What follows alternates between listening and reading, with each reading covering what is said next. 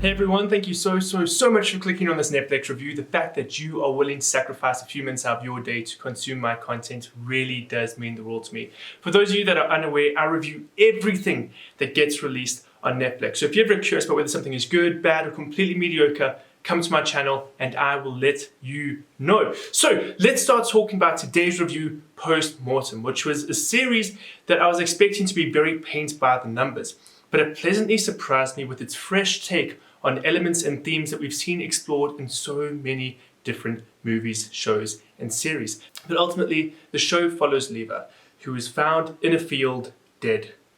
She's dead, like bugs and everything. And she's on the autopsy table and she just wakes up.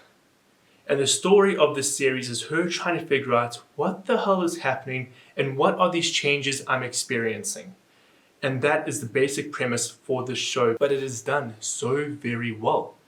Again, we've seen themes like this tackled before. Someone wakes up when they were supposed to be dead, and yet I still felt like this was a very fresh take. One thing that really stood out to me about this series, and something that doesn't usually capture my attention the way it captured my attention in this series, was the color grading. It was very dull, very muted. And usually when that happens, I can feel like it just comes off as bland.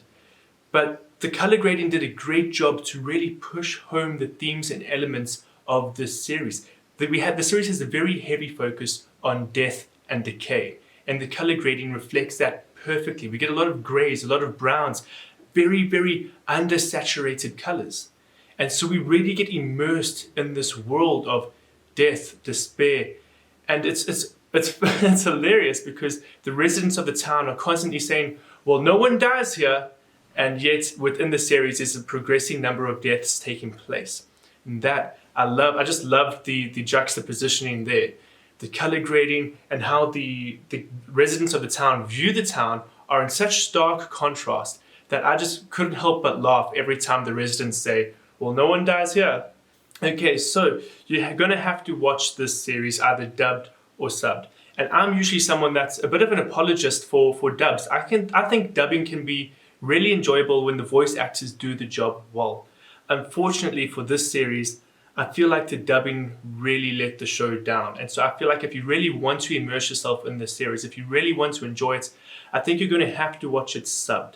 And I know there's a lot of people that really don't enjoy watching subbed, but on the other side, people prefer subbed over dubbed. So honestly, just do with this information what you will. I think the dubbing could have used a lot of work. It was probably Netflix's worst showcase in regards to dubbing that I've seen in quite a while. But that's not to take away from the performances. The actual actors we see on screen were great. And while we do have a lead that seems to be quite, deadpan, quite stoic, quite, just very expressionless, it's not because there isn't a reason for it.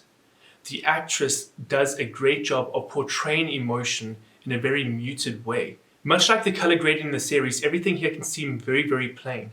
But there are so many different layers to her performance that really suckered me in and really got me invested in her journey. And while her character constantly made decisions or did things that I didn't necessarily agree with, it was enjoyable enough for me to continue wanting to know what was going to happen to her. Her story doesn't conclude at the end of season 1 though. You can see this is definitely a series with a massive cliffhanger and they're wanting to make a season 2. And that worries me. Currently, Netflix has this habit of just cancelling all of their shows, and I think it's a very big issue that the streaming platform is experiencing right now because you're getting audiences invested in stories just to cancel them. And I really hope that this doesn't go the route of The Dark Crystal or Jupiter's Legacy, where we're left with one really good season on a cliffhanger.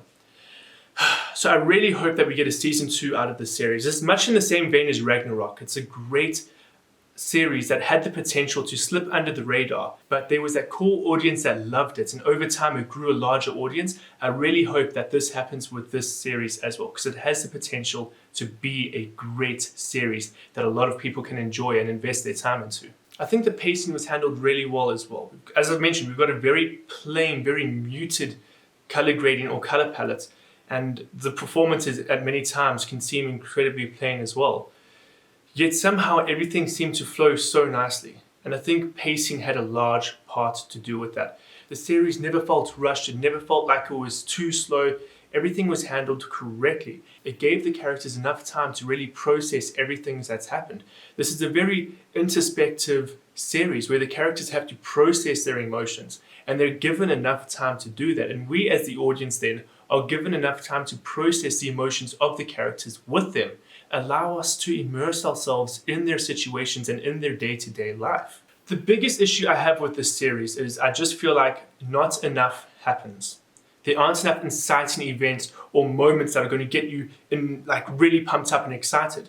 While there are moments that you can engage with, overall it just feels like it's a day-to-day life, and life just goes on and it goes on.